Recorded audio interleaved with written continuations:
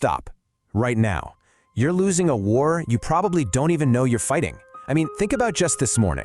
Every single time you hit that snooze button, you aren't just getting, 9 more minutes of harmless sleep. No, you're actually surrendering your life piece by piece to an enemy you can't even see. You're actively giving up ground before your feet even hit the floor. Welcome! Today, we're diving into an incredibly fascinating explainer on mastering the internal war.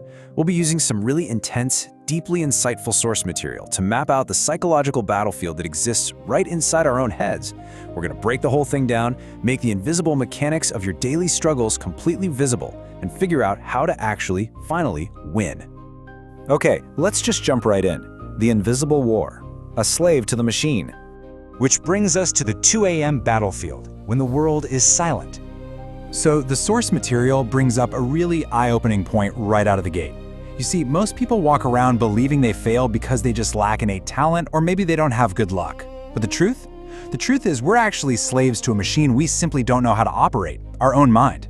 And if you don't master its complex controls, you're operating on default settings that are designed for basic survival, not success. I want you to imagine this incredibly relatable scenario, right? It's 2 a.m. The house is completely quiet, but inside your head it's deafening. You've got one voice listing out your deepest fears, another reminding you of all your past failures, and a third soothingly whispering, "Hey, just relax, we'll start tomorrow." Listen, this isn't harmless overthinking. It's an active, raging battlefield. On one side of this tug-of-war, we have your dreams, the ultimate success, the optimal health, the deep respect you genuinely crave. But pulling aggressively against you is what our source calls the shadow.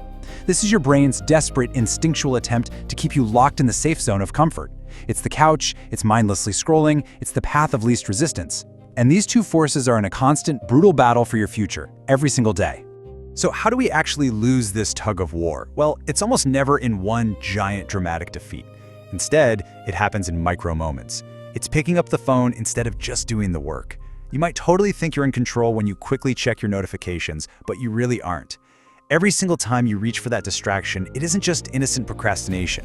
According to the explainer material, it's an active tactical surrender.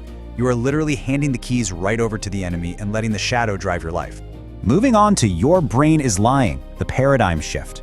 Look, the hard biological truth here is that your brain prioritizes basic survival over extraordinary success. It evolved to conserve calories, not to build empires. And because of that, it will quite literally lie to you with perfectly logical sounding excuses, just to keep you comfortable and safe. Now let's look at the willpower battery, not a superpower.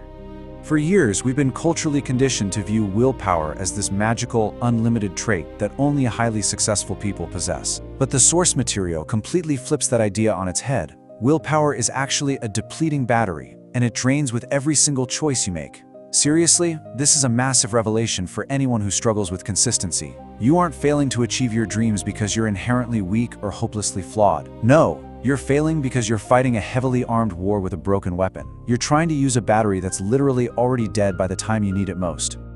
Think about this daily drain for a second. A full 20% of your willpower is instantly zapped away by trivial decisions, like what to wear in the morning or what route to drive to work. Then another 30% vanishes just deciding what to eat for lunch or navigating minor social frictions at the office. So by the time you finally sit down to tackle the actual, meaningful tasks that move you toward your dreams, the battery is completely empty. It's depleted. You've essentially bled out your willpower on things that simply do not matter. Which leads us to discipline equals freedom, rewiring the brain. Once you realize that your brain is biologically trying to trick you into resting and that your willpower is just a limited battery you have to manage, you can finally stop playing a losing game. You can start actively rewiring the circuitry of your own mind. And there's a crucial realization here. Discipline isn't a cage. It's the only key to the door of freedom. I really want you to let that sink in.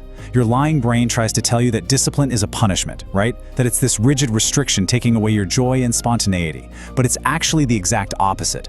Choosing discomfort isn't a punishment at all. It is the exact mechanism that rewires your brain away from its default lazy state. Discipline is quite literally the currency that buys you the freedom to actually become the person you want to be. So, how do we actually execute this in the real world?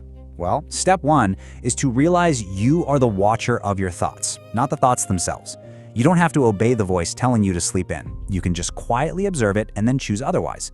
Step two is to actively choose discomfort over the easy path. And yeah, that means taking the cold shower instead of the cozy one, purely just to train that discipline muscle.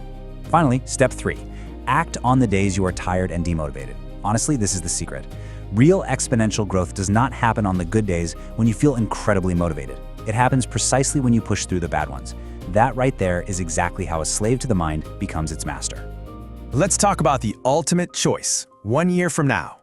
I want you to mentally project yourself exactly 365 days into the future. Because look, time is going to pass regardless of what you do. The weeks and months are going to vanish. The only real variable in this entire equation is who you will be when that year is finally up. You're faced with a stark, unavoidable binary choice. Option 1 is the pain of discipline. Sure, it's uncomfortable, and it absolutely requires sacrifice, but it produces a completely different, evolved person 1 year from now. Versus option 2, the pain of regret. Staying stuck, drowning in the exact same struggle, fighting the exact same battles you're fighting today. And notice the key takeaway here. There is no painless option. You're going to experience pain either way. Which brings us to our final, lingering question for today. Which one will you invite into your life today? Discipline or regret? You really have to take control of your mind right now before it takes permanent control of you. You either actively choose the pain of discipline, or you passively let regret choose you. That's it for today's Explainer. I challenge you to look at your micro-decisions completely differently today. I'll see you next time as we continue to break down the ideas that shape our lives.